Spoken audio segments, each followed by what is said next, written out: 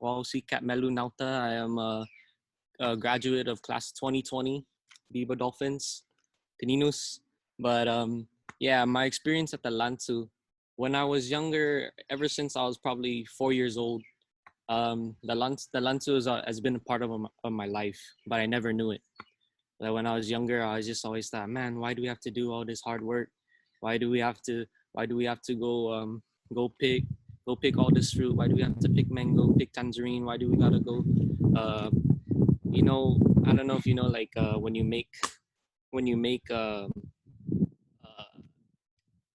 when you make the what's it in English for our non-Chamorro speakers, where you know the coconut wine or whatever you want to call it, but in Chamorro it'd be the wow. Sorry, I'm blinking right now, but I never knew like what these skills were preparing me for. But as an older adult now and a graduate, I learned that all these skills that I was taught is are are are very very important going back to at least times right now. Like um, just recently since COVID, my cousin and I, he was wondering how he's going to sustain his own lifestyle, especially because unemployment and all these. So we came together and we decided to build a plantation. So that's in the process right now, and we along the way we learn so many new skills from branching out and asking our uncles and just trying to build something that would probably be a legacy to our grandchildren. Like me, I am a fifth generation Lancero, I guess, and I've unfortunately never lived in the same lifetime as my grandfather, but I'm so fortunate enough to be a part of his legacy, whether it's his lantu where we raise deer, pig, uh, manuk, some cockfighting birds, and then where we we also grow tangerine, like I said, mango, laguana. We got some. We used to have singinitas. Now we're just focusing on our pigs. Pigs, too many pigs. But it I'm so grateful to be a part of his legacy, and I've learned so many skills from my from my uncles especially, and um and uh it's just like the history of the history of the Lansu and how we take it. I want to be the one to pass it on to my children. I want to be the one to carry on this legacy of the Lantu.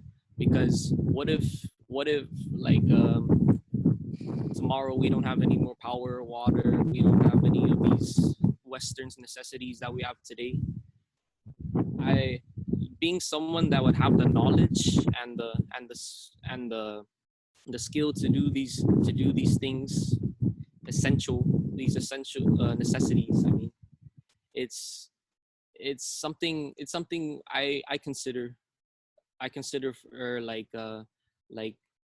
something I consider to be important because my grandfather and my grandmother, they they are they were war survivors of World War II. And one thing I would always remember my grandma every time, even after we ate, or if we just ate together, she would ask me if I ate, and I always wonder why. I always wonder why. Why is she always asking if I'm eating? But I never took into consideration how she grew up, because back in that time they didn't always have something to eat, and the reason why we always have so much and we give so much is because she's always thinking about the other person if they ate, because back then they wouldn't not everyone would sleep with a full stomach like I would, and I'm so I'm so grateful that I learned the things I've learned, and I'm sorry if I'm rambling here. My only my only source of what my only outline here is just died. But thank you so much. See you, Masi. So just Masi Camelo, very, very inspiring to hear from someone so young. How much you've learned in your short time, um, and how much you're putting that into practice. You know, starting your own plantation. I mean, right now, I think part of this series is focusing on this idea that what we knew to be secure, what we knew as far as what we're supposed to do, become, you know, productive adults and get these jobs. It's all turned on its head with COVID, with everything that's going on. And you guys are showing us that these skills, these values, these practices, you know, they have helped us in the history of this island to survive a parade of colonialisms. They've helped us survive a war, and they will help us survive the things we're going through. So, Sijos Masi, for all of our speakers today, for sharing a piece of how the Lancho has been an avenue for survival and sustainability. I'm not necessarily sure how we're doing on time, but I do want to remind, if we do have time, Rita, there is a question and answer function here. So if anybody watching now has a comment or questions for our speakers, now would be the time. Otherwise, I will turn it over to Rita. If you had anything you wanted to say at this point. One of the other things that I, because of the time, of course, but now that there is time, when the coronavirus pandemic began about 3 months ago, what I did was I wrote and emailed my siblings about food security, traditional food security, because a lot of people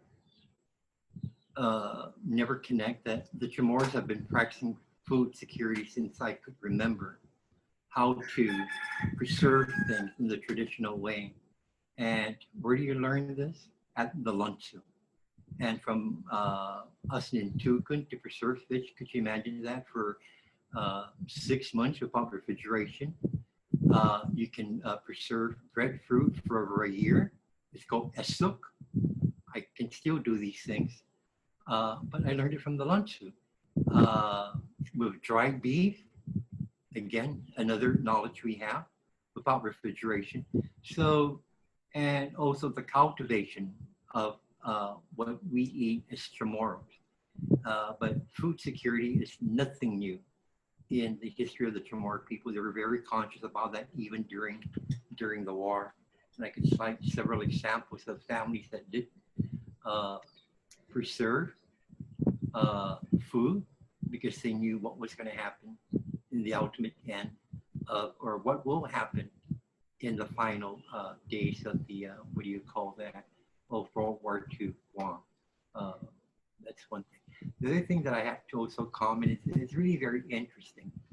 All right, just in my family, but then the other families and the other speakers didn't mention it. So we retained the traditional place names. Saguian, Satkin Fanis, this is the Jigo area, Milalak, Atawak. Where we're living now, we have Longfit and we have Spaktu.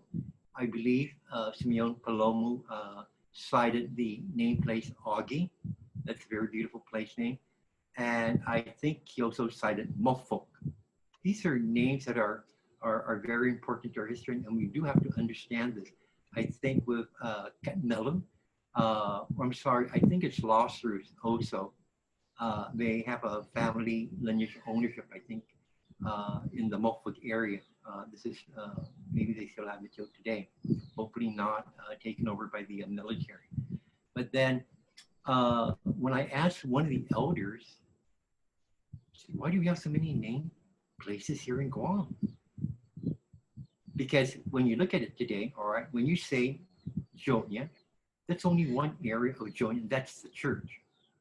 But there are hundreds of name places surrounding Jonia. And then the elder, Tunamon Basa, Tunamon Tito, told me, Aguon, my child, the reason why these name places are recorded by the elders, it's because if they harvest the food in this one place, next year you don't go there, you go to another name place. So that the continuity, you don't exhaust the food resources in these areas. And I thought, oh my God, I never thought of that. But truly, that's what it is. We practice it in my family because Losers, of course, they cultivated the nika. We didn't because of the estate that we have located in the Lomfit Asfalto area, which is in the village of Orda. They grew wild there, so we actually just went and harvested them wherever we found them. That's very important. These are beautiful photographs, by the way, of a lunch. I'm trying to recall which area of Guam. I believe this is southern Guam. This particular lunch that we're looking at now on the screen. Thank you.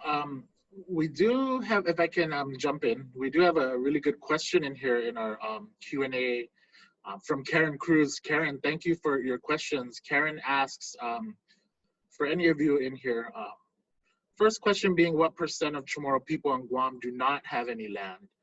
But more importantly, knowing the benefits of having a place of refuge or sanctuary and sustenance, what do you think can be done to provide this benefit to the landless?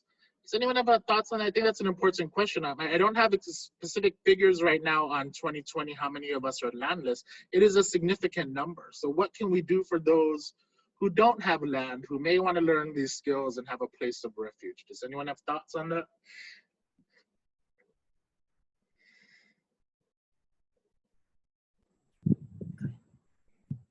In response to Karen Cruz's question, and this is my father's generation of political leaders, they enacted into law what they call arriendo. Arriendo is a government lease land, so these people can reconnect to the land, farm the land. It is not their land, it's arriendo, and that's another Spanish word.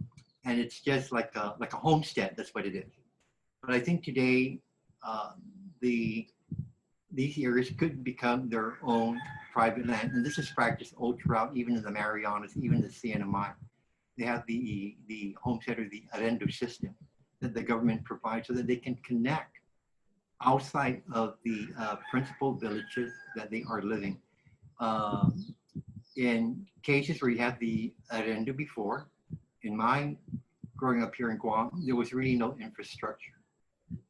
But today, infrastructure is being brought in. And that's what I said earlier in my commentary, was that once you bring in the infrastructure into the area, then that becomes their permanent residence. Once water and power is provided outside of the village proper that they are associated to. Thank you, Malia.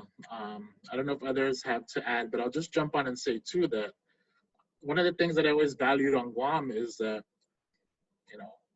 while we want all Chamorros to own land, you don't necessarily have to be a legal landowner to have access to these spaces. A lot of families that own land and do a lot of these activities today are always open to welcoming in friends and neighbors to help cultivate that land and to take part in these activities. And that thus, extends the network of shared responsibility. And so for those who may be landless, I'd say one of the ways to engage in the Lancho is to work with those who do have land and help them contribute to stewarding that land, so that you can then put your contribution to that with that family, and that can then be a space for you to participate.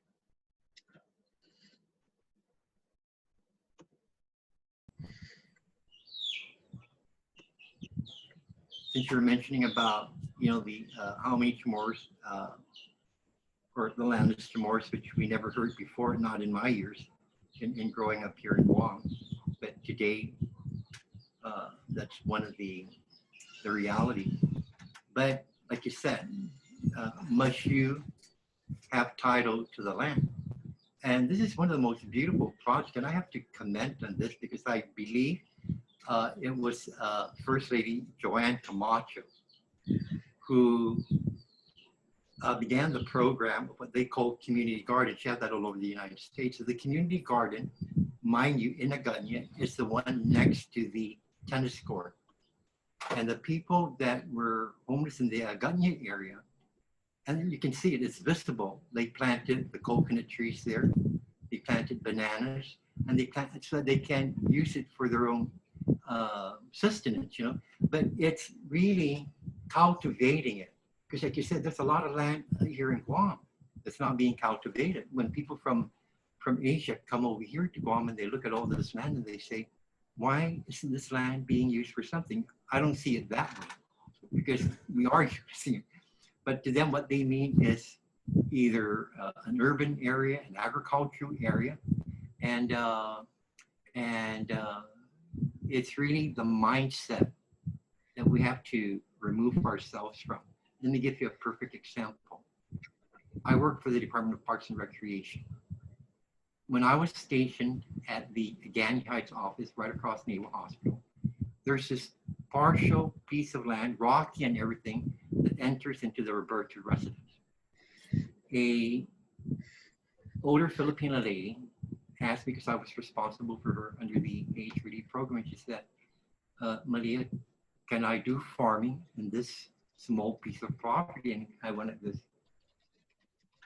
I don't know what she's going to farm there, because I really believed, like what they tell us, that our land is not fertile. I don't know where that concept came from.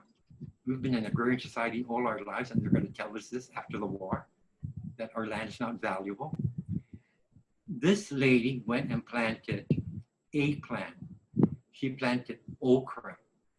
That when people were passing by, they said, Malia, who's gardening next to the DPR building? And they said, that lady.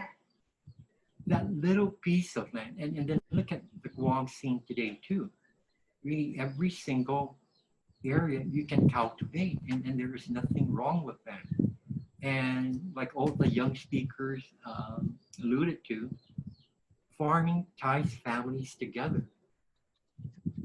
Farming gives, like Lazarus said, the spirit of cooperation and understanding. It goes beyond just farming, but it's the network, partnerships that you build when you do these things. And that's the way it is. That's the way the Chamorros have always done it. You know, we've always worked together for the greater good of all. That's one thing I remember in growing up here in Guam. And yes, and that's not too far back. I mean, yes, I'm an uncle. I don't like to say I'm an uncle, by the way, James. I rather like to say the word saina. I'm a manina. When you say my uncle, you know, it seems like that's the problem with our culture. When you say my uncle, then that person can't produce anymore for the family, and that's not true. We are an extended family system. Everybody participates and gives, even the elders. So when you say my uncle, sometimes I'm thinking, well, you know, they fit this category. But when you're a saina, you're a continuous, what do you call that? Nurturer of what is tomorrow. Again, Dinansi Malia, and just want to express a dankuna sisos maasi to all of our Basita, our Saina, Malia, and James, and Simeon, and our Manhobin, Lazaro, and Katmelu. Just like the back kitchen or the kusinan sanhiyong, the Lancho is also a very special place, a gathering place for family, and it truly is continuing to keep us connected to the land. And it's where we not only learn, but we live our cultural lifeways and learn these deep values that really can resonate, especially now as we try to navigate through these uncertain times. And So with that, I'd like to conclude, and just to give a credence to how we have, like Wahan means we have, I'd like to share some of my alligator. People from outside of Guam are like, what are those? They're so big. My nephew dropped them by yesterday. These avocados, the alligator that you've never seen, so large, they are even so buttery. And so these are some of the perks of having a Lancho and being able to, especially when it's alligator season, to enjoy the fruits of our labors. And so I'd like to thank you all, the participants, for joining us in today's conversation, Gi Kusinan Sanhiyong. And our next one, which will be next week, Monday, August 10th. Yes, it's our last one of this series.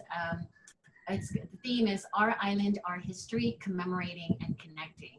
And we're still focusing on this period of the World War II experience on Guam and recentering the narrative to our Manana's perspective and taking those lessons, taking those experiences, creating this bridge so that we can connect, especially our future generations, to this rich legacy that could really continue to navigate us as we journey forward.